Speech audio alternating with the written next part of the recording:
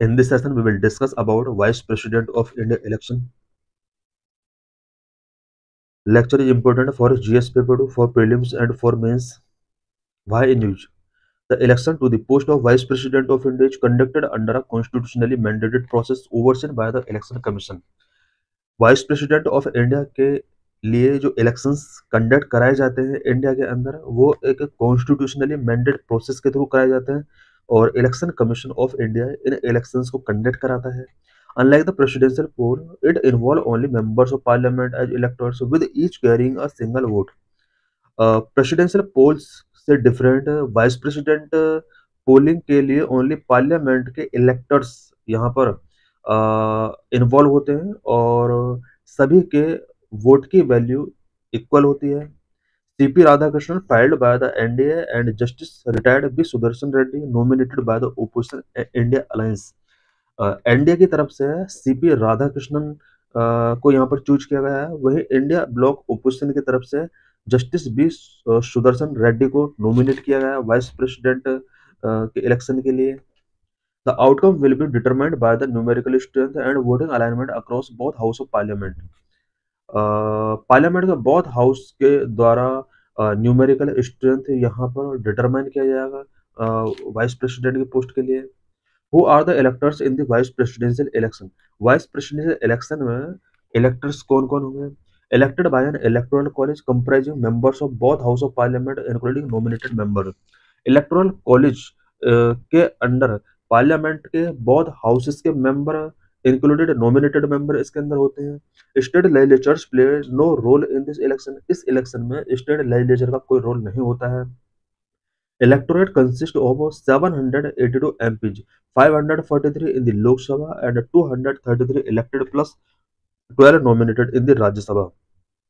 Electorate के अंदर total 882 MPs include होंगे लोकसभा के 543 मेंबर एंड राज्यसभा के 233 इलेक्टेड प्लस 12 नॉमिनेटेड मेंबर इसके अंडर होते हैं each members vote carries equal value each member का जो वोट होता है उसका वैल्यू इक्वल होता है what is the process of voting and how are the votes counted voting का क्या प्रोसेस होता है और वोट्स किस तरह से काउंट की जाती है election is conducted under the supervision of the election commission which appoints a returning officer, typically a senior parliamentary official, to oversee the process.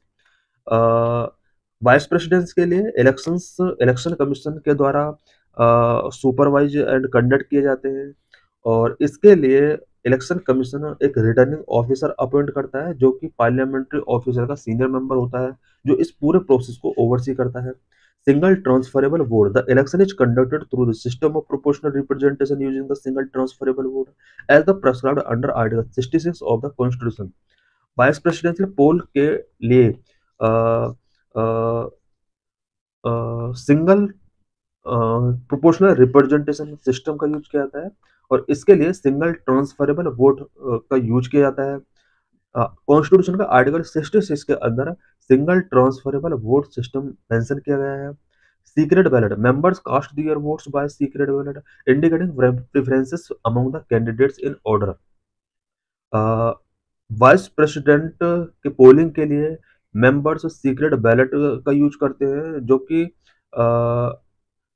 Candidate यहाँ पर प्रेफरेंस बेस पर वोट कर सकते हैं each MP rank the candidate in order of preference यहाँ पर preference given किए जाते हैं such as 1 2 3 etcetera a candidate must secure majority quota more than half of the total valid votes to win किसी भी कैंडिडेट को win करने के लिए यहाँ पर एक मेजोरिटी कोटा सिक्योर करना होता है if no candidate achieve this on the first preferences the candidate with the first votes is eliminated and their votes transferred based on the next preference अगर कोई कैंडिडेट यहाँ पर मेजोरिटी कोटा अचीव नहीं कर पाता है फर्स्ट प्रेफरेंस में then जिस कैंडिडेट को फ्यूएस्ट वोट मिला है उसको स्पेशली इसमें जो प्रेफरेंस बेस पर जो फ्यूएस्ट वोट मिला है कैंडिडेट को उसको एलिमिनेट कर दिया जाता है और उसके वोट्स को नेक्स्ट प्रेफरेंस में ट्रांसफर कर दिया जाता है this continue until one candidate crosses the threshold ये तब तक चलता रहता है जब एक कैंडिडेट थ्रेशोल्ड को क्रॉस नहीं कर देता है election will be taken in the parliament house As per Rule 8 of the Presidential and Vice Presidential Election Rule 1974, the poll for the election will be taken in the Parliament House. President and vice president elections rule 1974 के rule 8 के according vice president के election के लिए जो पोल होता है वो parliamentary house के अंदर ही कंडक्ट कराया जाता है। Who are the candidates in the 2025 vice presidential poll? Vice presidential poll 2025 के लिए कैंडिडेट्स कौन-कौन हैं? The NDA has nominated CP Radhakrishnan, currently governor of Maharashtra and a senior BJP leader as its candidate. NDA की तरफ से सीपी राधाकृष्णन को यहाँ पर नॉमिनेट किया गया है, जो कि प्रेजेंट में महाराष्ट्र के गवर्नर हैं। The India bloc has announced former supreme court जज B Sudarshan Reddy as its nominee.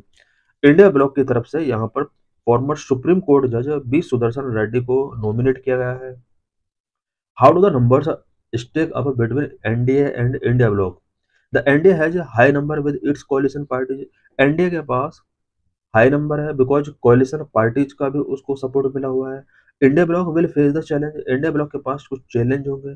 BJP lead NDA has 423 MP with 293 in the Lok Sabha and 130 in the Rajya Sabha. BJP lead NDA के पास टोटल 423 एमपीज है। लोकसभा के अंदर 293 एंड राज्यसभा के अंदर अबाउट 130 मेंबर्स का support है, automatically giving them an edge over the opposition provided all NDA allies support in favour of Radhakrishnan. इस तरह से हम देख सकते हैं कि ज्यादातर जो सपोर्ट होगा वो राधाकृष्णन की तरफ से होगा। When will the election take place? Polling for the vice presidential election will be conducted on September 9, 2025 in Parliament House. Polling जो होगा वाइस प्रेसिडेंशियल इलेक्शन के लिए वो पार्लियामेंट हाउस के अंदर ही सितंबर 9 को कंडक्ट किया जाएगा। Votes will be counted immediately after polling concludes. Polling concludes होने के इमीडिएट आफ्टर वोट काउंट किए जाएंगे। Result will be declared the same day by the returning officer under the supervision of the election commission. Election commission के supervision में ही elect returning officer same day को यहाँ पर रिजल्ट भी declare कर देगा। What are the constitutional provisions regarding the vice president? Vice president के रिगार्डिंग कॉन्स्टिट्यूशनल प्रोविजंस क्या क्या है? Article 63 state that there shall be a vice president of India. Constitution का आर्टिकल 63 के अंदर प्रोविजन किया गया है कि इंडिया के अंदर एक वाइस प्रेसिडेंट होगा। Article 64 state that the vice president also serve as ex officio chairman of the Rajya Sabha and can not hold any other office of profit. Article 64 के अंदर ये प्रोविजन किया गया है कि वाइस प्रेसिडेंट जो होगा वो x officer chairman of Rajya Sabha के तौर पर भी वर्क करेगा और इस टाइम पर एनी ऑफिस ऑफ प्रॉफिट वो होल्ड नहीं कर सकता।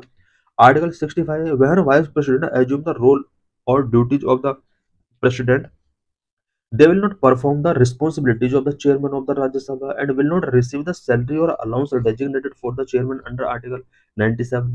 कॉन्स्टिट्यूशन का आर्टिकल 65 के अंदर ये प्रोविजन किया गया है कि जब प्रेसिडेंट वाइस प्रेसिडेंट प्रेसिडेंट की ड्यूटीज और रोल को एज्यूम कर लेता है उस टाइम पर वो राज्यसभा के चेयरमैन की रिस्पॉन्सिबिलिटी परफॉर्म नहीं करेगा एंड चेयरमैन के तौर पर उसे जो भी सैलरी एंड अलाउंसेस रिसीव हो रहे थे वो भी अब उसको नहीं मिलने वाले। Resignation from the office of vice president require submitting a letter to the president of India effective upon acceptance. Vice president अगर रिजाइन करना चाहता है तो इससे रिलेटेड रेजिग्नेशन लेटर प्रेसिडेंट को गिवन करना होता है।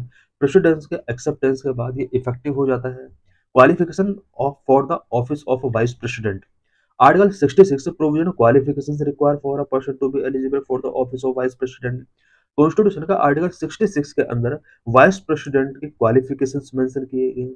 Must be an Indian citizen, must be at least 35 years old, must be eligible for election as a member of the Rajya Sabha, must not hold any office of the profit under the union or state government, local authorities or any other public authorities। Vice president बनने के लिए किसी भी candidate को Indian citizen होना चाहिए, at least 30 years old होना चाहिए और राज्यसभा के मेंबर के इलेक्शन के एलिजिबल होना चाहिए। Office of profit it means central government के अंदर या फिर स्टेट गवर्नमेंट के अंदर, लोकल अथॉरिटी और एनी अदर पब्लिक अथॉरिटीज के अंदर ऑफिस ऑफ प्रॉफिट पर नहीं होना चाहिए। Election of the vice president. Article 68 mandate that the election to fill the vice president's vacancy due to term expiration must be completed before the current term ends। Constitution का article 68 के अंदर mandate किया गया है कि vice president की vacancy को fill करने के लिए जो इलेक्शंस कंडक्ट कराए जाने चाहिए वो टर्म एक्सपायरेशन से पहले ही कंप्लीट कराए जाने चाहिए। Article 324 grant the Election Commission of India the authority to oversee, direct and control the election process for the Vice President. Constitution का article 324 election commission of India को वाइस प्रेसिडेंट के elections को oversee करने का, direct करने का, control करने का यहाँ पर पावर ग्रांट करता है। It means election commission of India जो वाइस प्रेसिडेंट के लिए इलेक्शन कंडक्ट करने वाला है, आर्टिकल 324 के अंडर इसको पावर मिला हुआ है। हु आर पार्टिसिपेंट, अभी हम पार्टिसिपेंट कौन कौन होते हैं ये डिस्कस इससे पहले कर चुके हैं। आर्टिकल 66 के अंदर इसमें प्रोविजन किया गया है। हम देख सकते हैं कि इसमें वाइस प्रेसिडेंट की पोल के लिए एक इलेक्टोरल कॉलेज होता है जिसमें elected and nominated members of both the house of parliament include होते हैं। oath process of vice president, article 69, the vice president must take an oath or affirmation before the president or an appointed representative before assuming office. Vice president को office assume करने से पहले president के before affirmation या oath taking करना होता है। Term of office, article 67 state that the vice president serve as a 5-year term from the date they assume office. Article 67 ये स्टेट करता है कि वाइस प्रेसिडेंट जो होगा वो 5-year टर्म के लिए सर्विस गिवन करेगा। Removal process, article 67 state that vice president of India can be removed from office through a resolution passed by the Rajya Sabha with a majority of its member and then agreed to by the Lok Sabha. अभी हमने article 67 के अंदर provision देखा कि vice president 5-year term के लिए assume कर सकता है ऑफिस। आर्टिकल 67 बी के अकॉर्डिंग इसको रिमूव करने का प्रोसेस है और रिमूव करने के लिए राज्यसभा को एक मेजॉरिटी के हिसाब से रेजोल्यूशन पास कराना होगा और लोकसभा के द्वारा भी ये एग्रीड होना चाहिए। This process requires a minimum of 14 days prior notice. इसके लिए 14 डेज प्रायर नोटिस लोकसभा को गिवन करना होगा। The constitution does not specify grounds for removal. Vice president को रिमूव करने के लिए कॉन्स्टिट्यूशन के अंदर कोई भी ग्राउंड स्पेसिफाई नहीं किया गया है। Upon the expiry of the 14 days period, Rajya Sabha will take up the resolution for discussion following the procedure outline in article 67 B. 14 days period का जो टाइम पीरियड होता है ये, उसके एक्सपायरी होने के बाद राज्यसभा रेजोल्यूशन पर डिस्कशन करने के लिए इनिशिएटिव टेकिंग करता है। Article 92 explicitly bar the chairman और deputy chairman from presiding over proceedings while a resolution for their removal is under consideration. Chairman और डिप्टी चेयरमैन को रिमूव करने के लिए अगर प्रोसेस ऑनगोइंग है उस टाइम पर प्रिसाइडिंग ऑफिसर के तौर पर चेयरमैन और डिप्टी चेयरमैन वर्क नहीं कर सकते। Power and functions of vice president, number 1 can adjourn और suspend the house. The chairman of Rajya Sabha can adjourn the house और suspend its sitting if there is no quorum। Rajya Sabha के chairman को इतना power मिला होता है कि वो हाउस को एडजॉर्न कर सकता है एंड अगर सफिशिएंट कोरम नहीं है तो वो सिटिंग को भी सस्पेंड कर सकता है। Number 2, disqualify a member. The 10th schedule of the Constitution authorizes the chairman to decide on the disqualification of a Rajya Sabha member due to defection. Constitution का 10th शेड्यूल के according chairman को ये authorise किया गया है कि राज्यसभा के members को डिफेक्शन की वजह से वो डिस्क्वालीफाई डिक्लेयर कर सकता है। Number 3, the chairman's approval is required to raise a question of breach of privilege in the house. House के अंदर अगर किसी मेंबर का प्रिविलेज का ब्रीच हुआ है या किसी भी मैटर से रिलेटेड यहाँ पर ब्रीचिंग हुआ है, उससे रिलेटेड क्वेश्चन रेज करने के लिए पहले चेयरमैन का अप्रूवल टेकिंग करना होगा। Number four parliamentary committee whether established by the chairman और the house operate under the chairman's guidance. कोई भी पार्लियामेंट्री कमेटी चाहे वो चेयरमैन के द्वारा या फिर हाउस के द्वारा एस्टेब्लिश की गई है, वो चेयरमैन की गाइडेंस के बेस पर ही ऑपरेट की जाती है। Number 5, chairman appoints members to various standing committee and department related parliamentary committees. He also chairs the business advisory committee, the rules committee and the general purpose committee. Chairman को इतनी power मिली होती है कि वो standing committee and department related parliamentary committees के लिए members appoint कर सकता है और चेयरमैन जो होता है वो business advisory committee, rules committee and general purpose committee का भी चेयरमैन होता है। Number 6, the chairman is responsible for interpreting the constitution and rules related to the house, and no one can dispute the chairman's interpretation. Chairman ही constitution को interpret करने के लिए responsible है, एंड हाउस के रूल्स से रिलेटेड मेंटेनेंस के लिए भी यही रिस्पॉन्सिबल है। Motion of no confidence against the vice president, क्या वाइस प्रेसिडेंट के against no confidence motion taking किया जा सकता है? Last year opposition parties had decided to submit a notice under Article 67B to move a motion of no confidence against the vice president who also serve as the chairman of the Rajya Sabha. Last year opposition parties ने decide किया कि वो under article 67 के according vice president के against no confidence motion move करेंगे। The motion of no confidence with respect to the Rajya Sabha is an informal term and is not mentioned in the constitution. Vice president के against Rajya Sabha में no confidence motion जो taking किया जाता है, ये एक informal term है और कॉन्स्टिट्यूशन के अंदर इससे रिलेटेड मेंशन नहीं किया गया है।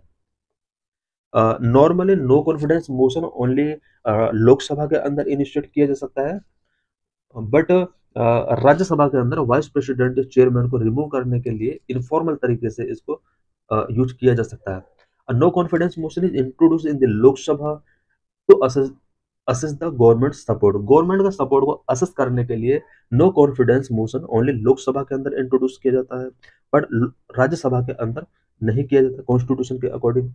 It require a backing from 50 members and if passed the government must resign.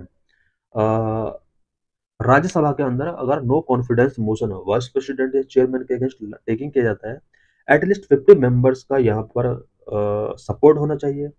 और लोकसभा के अंदर भी अगर ऐसा होता है तो वहाँ भी मेंबर्स का सपोर्ट होना चाहिए। उसके बाद गवर्नमेंट को रिजाइन करना होता है अगर नो कॉन्फिडेंस मोशन पास हो जाता है। This is PYQ related to this article.